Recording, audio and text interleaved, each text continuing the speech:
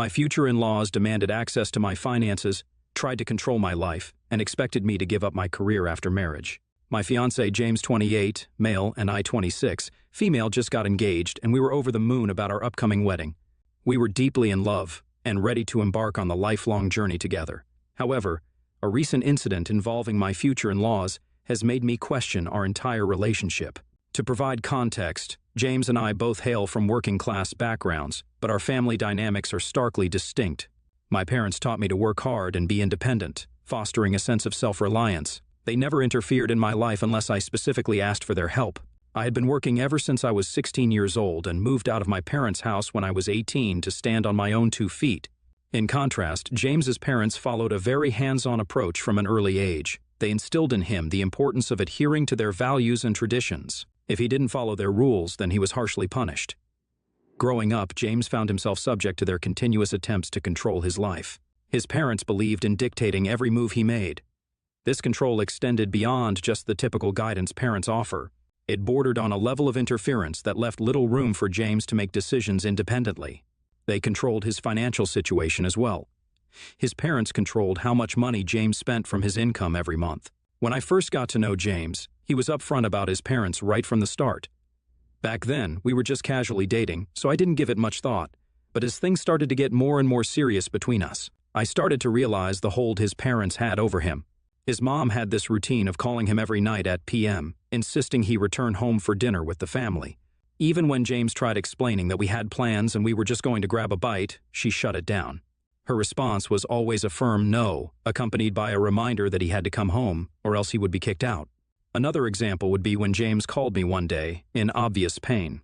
He was dealing with a severe stomachache and had been suffering the entire day. Shockingly, his parents insisted that a trip to the hospital was unnecessary, convinced that modern medicine wouldn't be of any help. Moreover, they actively discouraged him from spending money on medical bills. I couldn't wrap my head around how they could watch their son in pain and not do anything about it. I had to leave work and rush to his place to get him to the hospital in time. This was very weird for me, as I had never seen an adult being so tightly controlled in life. When I asked James about the reason behind his parents' behavior, he shared that both of them had grown up in a cult. The strict rules from their upbringing seemed hard for them to let go of and change. While I couldn't fully grasp the situation, I recognized it wasn't my role to interfere or pass judgment on his family. As our relationship deepened, we wanted to spend more time with each other and eventually decided that we would move in together. I had my own apartment while John resided with his parents. We settled on him moving in with me. Little did I know that it wasn't as easy as it seemed. James's parents were furious upon learning that he planned to move out, and their anger was directed more at me than at James. They invited me over for dinner so they could talk with me. When they brought up the subject, I stood my ground despite being nervous. I firmly told them that James and I were in love and deserved to have our own space. Linda, James's mom, made it clear that she disapproved of our relationship because, according to her, women shouldn't be breaking up families. James's father, Robert, proceeded to inquire about my life, family, and career. I answered them all with honesty. To my surprise, his dad then turned to John and commented that his issue with me was because I am a career woman. His father then loudly stated that he didn't want his son to be involved with a selfish woman like me, who wasn't taught by her family to put men over my own needs. I stared at Robert wide-eyed, trying to comprehend the judgmental words coming from him. His father continued that I was the devil for forcing his son to move away from his parents. He said how James was supporting both of them with their money, and I had no right to ask him to move in with me. I had kept quiet out of respect for James, but their comments were starting to bother me. Thankfully, this is when John interjected to say that this wasn't true, and he loved me. So the plan to move in with me was completely his decision. I nodded and firmly announced to both of them that John was an adult, and it was his decision to move out if he wanted to. I then told Robert that I respected his opinion about his son, and James could always continue to help them financially, even if he wasn't living with them. James then took my hand and announced that he was going to go through with this decision, and it was final. I could see Robert's and Linda's disdain on their faces. They looked at him with disappointed expressions. I couldn't help but feel proud of him for standing up for himself. Since James moved into my place, our lives have become much more simpler. Over the last few years, I have witnessed a positive change in him. He's no longer reliant on his parents for every decision. We live in our own little cocoon, shielded away from his parents and their judgments. While his mother still continues to call him at p.m. daily like clockwork, I have learned to live with it. James sends money to his parents every month, like the good son he is. Over the years, James has come to spend more and more time with my family. My parents are much more laid back and absolutely adore James. He's always pleasantly surprised by how supportive my parents are and has grown to enjoy their company. It's been a delightful shift from the judgmental atmosphere he was accustomed to. My brothers love inviting John on their weekend fishing trips. Overall, James has blended well with my family. Now, coming on to the incident at hand, after we got engaged, we shared the news on social media and called our parents. My parents were overjoyed, and my mom moved right into wedding plans. On the other hand, James appeared to be having a heated discussion with his parents. I couldn't catch the details, but I figured they had some concerns about me, as usual. I decided to trust James to handle it and opted not to get involved in the conversation. Since the phone call, James appeared more subdued. I questioned him multiple times, sensing something was amiss, but he continued to deny any issues. I didn't think much about it until last week, when he told me that his parents wanted to come over for lunch. I was taken aback because, in recent years, they had neither visited us nor acknowledged my existence. Nonetheless, I felt happy, thinking that perhaps now that I was going to be their daughter-in-law, they wanted to sit down and get to know me better. On the day they were supposed to have lunch with us, I took a leave of absence from work so I could prepare a grand meal for his parents. I cooked an array of dishes, including a hearty lasagna, flavorful roasted vegetables, and a decadent chocolate cake for dessert. My aim was for them to be thoroughly impressed with my cooking skills and hopefully never question my ability to take care of James in the future. Upon their arrival, I greeted them warmly and welcomed them in. They appeared awkward and out of place and looked around my house disapprovingly. I noticed that James seemed more nervous than usual, which was understandable, as they had never been to our place. They didn't talk much, and we had our meal quietly. James's mother did make a few comments on how she disliked my dishes yet continued to wipe the plate clean. I politely apologized, trying to keep the atmosphere as pleasant as possible. After the meal, Robert asked if he could take a tour around the house, to which I agreed. We strolled through each room, and he examined them closely. Then we all settled in the living room. Robert cleared his throat and asked me to show him my finances. I looked at him curiously, struggling to grasp his request initially. He went on to explain that he didn't want just anybody marrying his son, and he expected me to share my financial details with them. I was taken aback by Robert's unexpected request. My eyes widened in disbelief as I tried to comprehend what he was asking. I have always been open with James about how much I earn, which is 2 times more than his salary, my investments, and my savings. Hence, I never thought it was necessary to tell his parents. The idea of sharing my personal information with my future in-laws left me shocked and uneasy. This had never happened with me before, as my parents never asked James to show his financial details when we got engaged. I exchanged glances with James, hoping for some support or intervention, but he remained uncomfortably silent. The air in the room grew thick with tension as I grappled with the intrusive nature of this demand. I hesitated for a moment but ultimately agreed to their invasive request. Reluctantly, I presented documents detailing my assets and savings, allowing them a glimpse into my financial life. I watched as Robert and Linda's eyes widened in surprise, and I couldn't help but feel a tinge of pride. All the years of hard work since the age of 16 have allowed me to save a considerable amount of money, showcasing my dedication and diligence. I hoped this would alleviate their concerns about our future together, but little did I know what would unfold next. To my bewilderment, the situation took an unexpected turn. Robert and Linda, after scrutinizing my financial records, shockingly demanded that post-marriage I give up full control over my finances. My brows furrowed in confusion as their words sunk in. They went on to explain that women in their families don't manage their money, so I should let them take care of us for our own benefit. The absurdity of their demands left me speechless. I urged them to clarify further, and Robert boldly stated that I was marrying his son now, and this is what they followed in their family. As the supposed head of the family, he declared his intention to take charge of all financial matters. Stunned, I turned to Nam, anticipating his intervention, only to find him sitting quietly. When I asked for his input, to my astonishment, he appeared unfazed, stating that as his wife-to-be, his parents wished to guide our lives.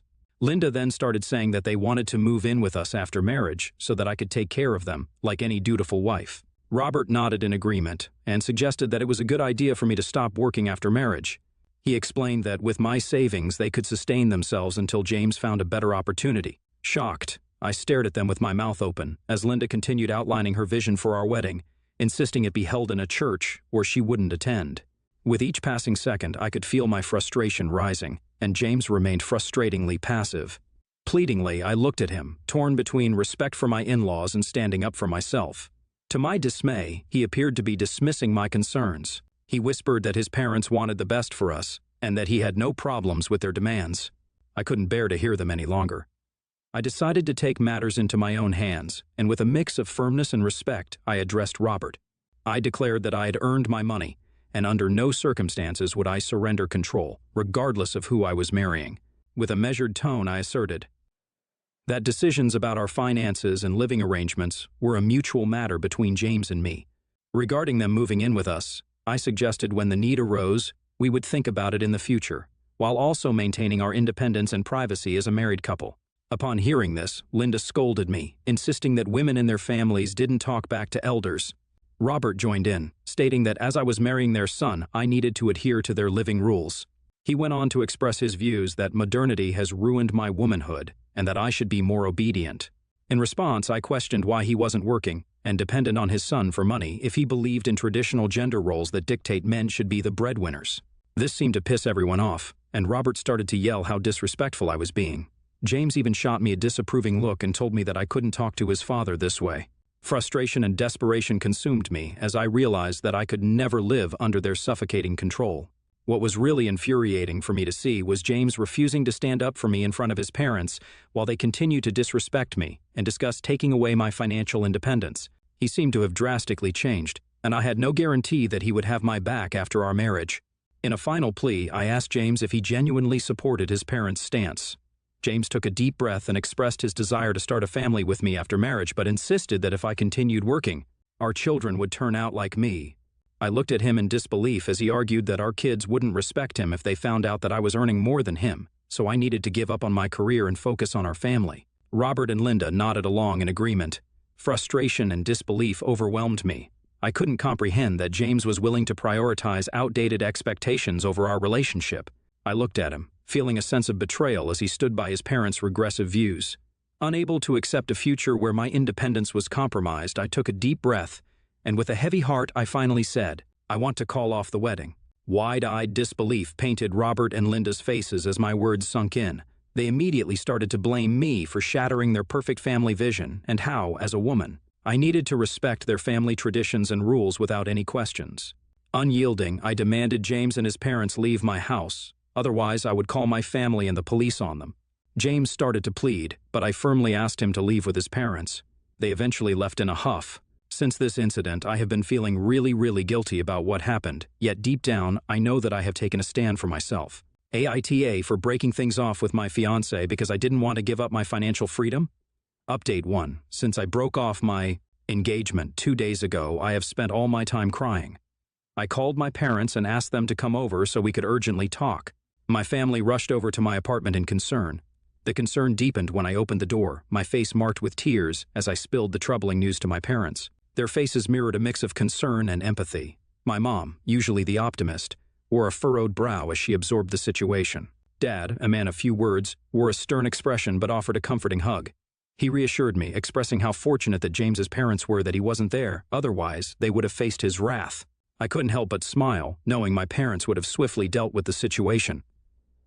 My brothers, having developed a camaraderie with James over the past few years, were visibly stunned by the news. Their expressions revealed a mixture of shock and disbelief as they grappled with the unexpected turn of events. Despite their initial surprise, they promptly expressed that I did the right thing, offering comfort and assuring me of their unwavering support during this challenging period. As we continued to discuss the situation, I was relieved to see that I wasn't alone in my shock, as my family members too were taken aback by James's sudden change in behavior. I had been worried that I had missed these signs when we dated, but it was evident that James had skillfully concealed this aspect of himself until now. Questions flowed naturally, from the specifics of James's changed behavior to the unexpected demands put forth by his parents. We collectively expressed our surprise at witnessing a side of James we hadn't anticipated, especially in supporting his parents' unreasonable requests. The conversation swirled around the events that transpired, with each family member voicing their concerns and thoughts on the matter. Since the incident, my family has been incredibly supportive. My brothers suggested packing up James's things so they could drop them off at his parents' place, ensuring he doesn't have a reason to return here. My dad offered to change all the locks and install a camera at my driveway so if his parents come back, I can notify them or the police right away. Meanwhile, I have been bombarded with messages and calls from James, each one filled with a mix of apologies, pleading, and frustration. His parents joined the chorus, sending messages expressing disappointment and attempting to guilt-trip me into reconsidering. The constant notifications have created a whirlwind of emotions, but amidst it all, I am holding on to the decision I made for my own well-being. Update 2. James's parents have been arrested. My hands are shaking as I am writing this, as they have just been arrested a few hours ago, a week after our breakup. While I was still trying to heal from the emotional aftermath, I heard a doorbell ring today.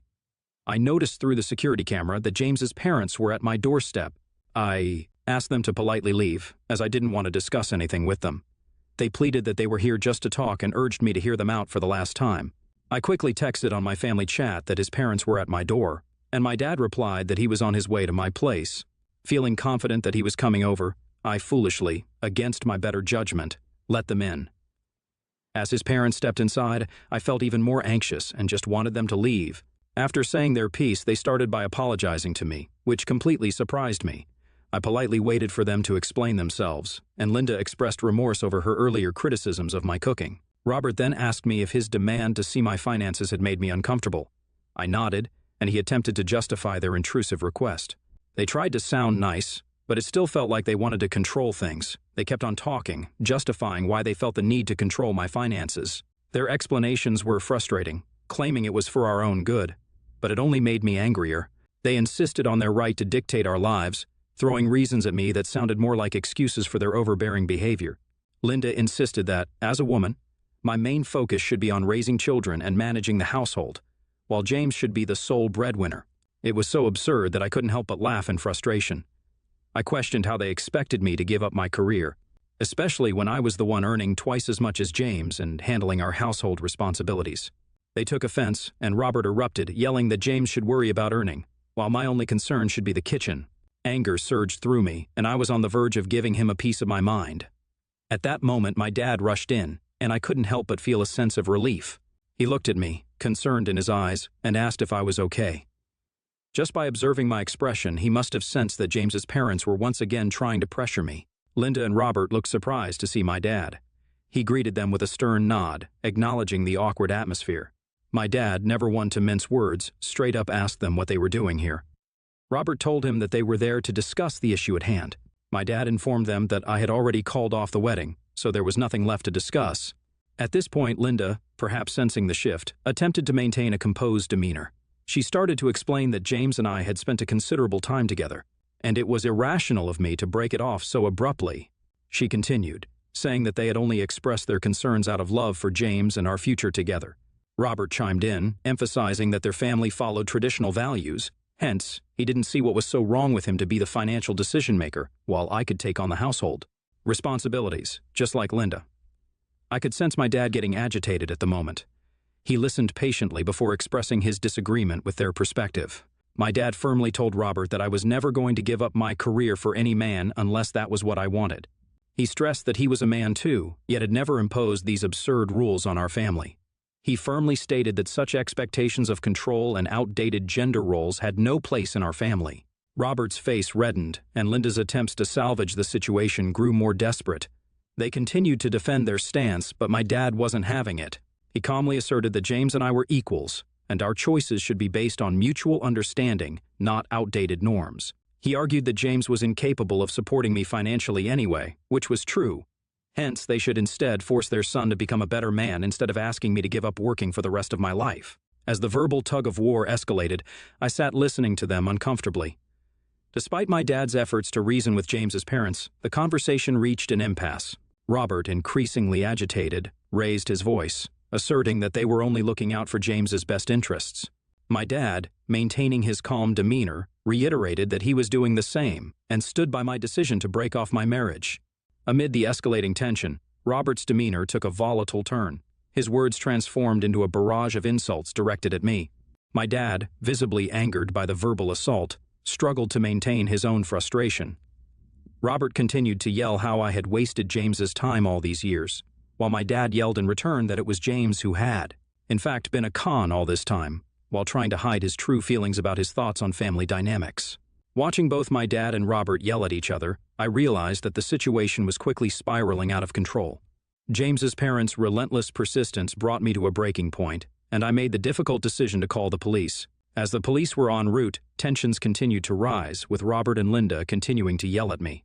When the authorities finally appeared, I urgently requested their removal to ensure the safety of everyone involved. Their visit has left me feeling deeply unsettled, and witnessing their aggressive behavior has intensified these emotions. In this tumultuous situation, I find solace in the fact that my family came to my rescue. My mom, after learning about their arrest, has offered to come and stay with me for the next few days. My brothers, fueled by anger, expressed the desire to confront James, but my dad intervened, managing to dissuade them from taking any impulsive actions. After everything that went down today, James won't stop calling.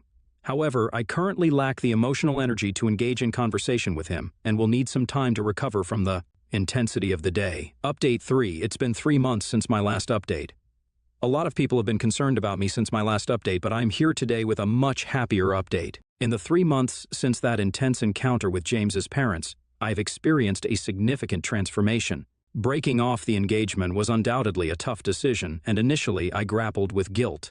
However, deep down, I knew I had stood up for myself and my principles. My emotional healing has been supported by my incredible family. They rallied around me, providing unwavering comfort and understanding. My mom stayed with me for a long time until I could feel safe enough to live on my own. My dad came to visit me every morning, and we started going out for walks, which has sort of become a routine for us now. I love spending time with him during our walks. My brothers helped out wherever they can, and their actions speak louder than words, reaffirming that I am not alone in my decision. James has continued to reach out, his messages flooded with apologies and pleas. He explained that after our engagement, he was gaslighted by his parents, and he went along with their demands. He urged me to reconsider, saying that this won't ever happen again. However, I have stood firm in my decision and let him know that I am done with him and his family. I have blocked all of them, making sure that they can never disturb my mental peace ever again. As for my career and financial independence, I have been thriving. The incident reinforced my commitment to maintaining control over my finances.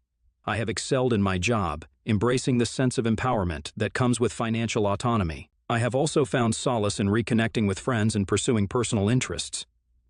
The support network around me has been instrumental in my journey of rediscovering myself as a single gal after so long. Looking back, I recognize that breaking off the engagement was the right choice. It allowed me to reclaim my agency, prioritize my happiness, and foster personal growth. If there's any advice I could give to any young woman reading this, it's never to let anyone control you in the name of love.